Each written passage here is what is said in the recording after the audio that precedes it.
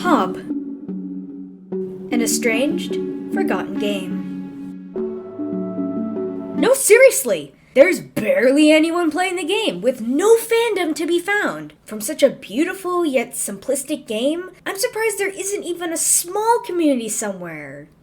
Like, Amino. Hello everyone, and welcome to my new series about indie games I think should have a bigger fandom. I will work on that name. The purpose of this series is to shed light on underrated indie games I believe should have gotten a bigger jump in popularity. I will also be taking suggestions in the comments when I start running out of games that I think are good, and shift this more to a review type series. So you guys know I'm not really that sort of YouTuber to be asking for likes all the time, but all I ask for is a little bit of interaction because this is something new for my channel and I want to know if you guys like it. So whether you hit the subscribe button, like it, comment, I don't care, pick your poison. While I'm waiting for this to come out, I'm just gonna make these kinds of videos, so you tell me if I'm doing good, okay? Okay, then let's begin.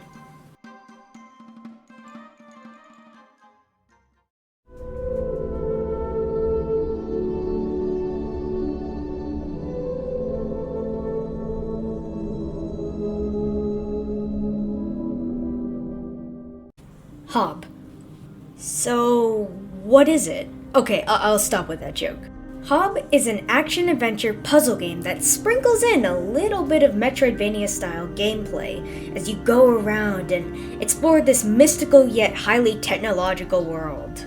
Initially announced at PAX Prime of 2015 under the company of Runic Games, it released just 2 years later in 2017. It was available on Steam as well as the PlayStation Store, until eventually ported to the Nintendo Switch by Panic Button just 2 years later.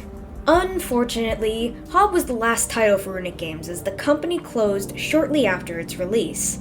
I wasn't able to find out why they had closed, as according to the Runic Games wiki, it states that the parent company, Perfect World Entertainment, announced the closure of Runic Games alongside a large amount of layoffs in another branch to reflect their company's focus on games as a service. Or whatever that means. I know one thing's for sure, no one's working on the game. Hob has had little to no updates since Runic's closure, and to top it all off, a very small community. In fact, I noticed the only people playing the game publicly are large companies reviewing the game, as well as small Let's Play channels that unfortunately don't get a lot of views. Overall, my point is that there isn't much community to interact with here. Me making this video is my contribution to try and change that. All in all, Hob hasn't exactly had the best upbringing, as it was the last game of a disbanded company. Let's get to gameplay.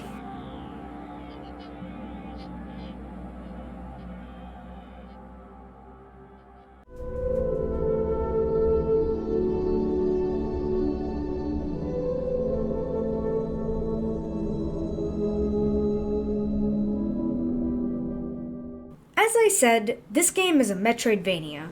Not only do you become stronger as you play the game and collect upgrades, but it also means you have to backtrack to go to new areas.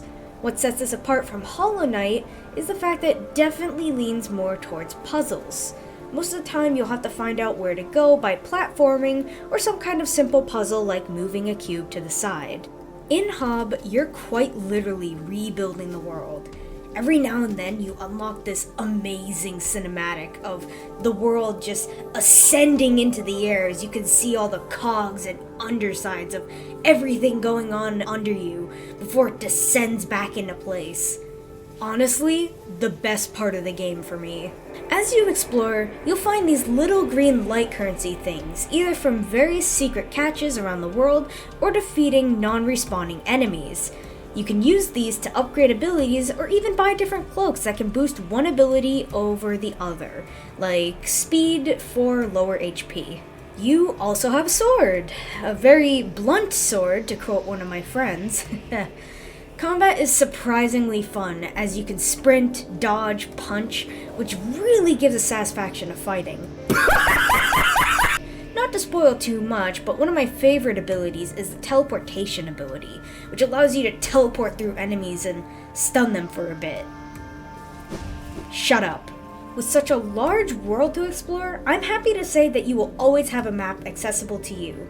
It unlocks areas as you go for no charge at all. It tells you where to go with the help of these diamond-shaped objective marks, which, surprisingly, don't appear sometimes. Yeah, the game can be a little buggy. With a lack of proper fandom wiki articles, it can be hard to understand where to go next, which most of the time is up to you to find out, which can be good or bad depending on the person. But it gets to the point where someone may not know where to go and they have to search up a guide online. And all I gotta say about that is, you can jump sideways while climbing a wall. I know the point of the game is to discover things on your own, but I almost quit the game because I couldn't find this when I first started playing. And that was only the first roadblock I had. Lack of communication and bugs aside, gameplay is fine. At least there's fast travel.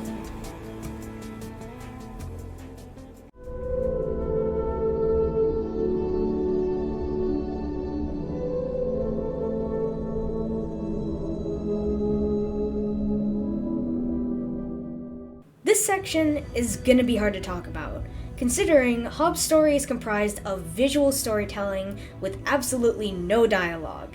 This means it's up to the player to interpret the story in their own way. However, there are things such as lore rooms which give precise lore as well as achievement names. Speaking of which, lore rooms! Moss bag! This bad boy can fit so much content. Well, at least until Silksong comes out. Alright, I'm gonna be entirely honest with you guys. I don't really know which one of these is Hob. I gave it a lot of thought, and honestly, the Hob name can fit any of them, so let me just... Ah, there we go. I'm gonna call the main character Hob, because why not? The game starts up with a large robot opening a very old, obscure door. Out comes Hob, aka you! You make your way through the world collecting parts, opening ways so you can restore the world back into place, all while battling this infection. Stop it. And sadly, the rest is up to either interpretation or spoilers. Speaking of which, please take a moment to skip to the next segment if you do not wish to be spoiled of anything. Trust me, it's worth it. We good? Alright, let's continue. So here's the basic plot synopsis so far. Robot wakes you up, you follow him around, and suddenly... Congratulations, you dumbass! You got caught in the crossfire of the plague that's been infecting the world for God knows how long. The robot is forced to amputate your arm in order for you to survive. So now you must spend the rest of eternity carrying around that hulking robot arm that probably weighs as much as you do. Seriously, how does he jump with that? Thankfully, you are able to access the robot machinery with your arm, which begs the question, how were we gonna do it before, huh? Was this planned? Was this your plan the whole time? Anyway, these robots were used as the main cannon fodder for the war against the purple goop. Besides Hobbs' robot, you also have these cute little spirits. At first I thought they were mechanical, but then I learned they live in a forest, so they must be one with the plants around them, right? I'm not sure what correlation they have with the plague, considering the source blobs seem to look vaguely familiar to them, and they're kind of being kept in cages. I'll just leave that up to Mossbag. So you come to a point later in the game where Hob comes across one of the little spirit guys. His freaking eye is gone. Turns out he's dead, and another little spirit guy comes in, suddenly ambushed, big monster. He swings one of the things away and eats the other one, and it seems like all hope is lost. You're gonna get hit.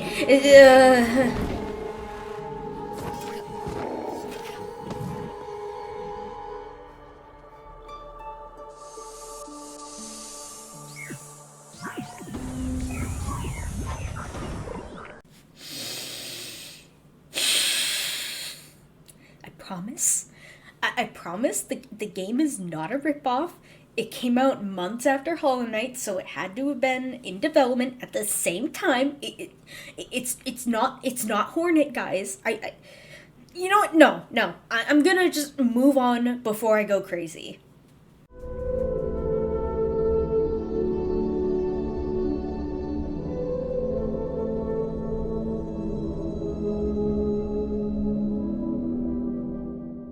So, Hob.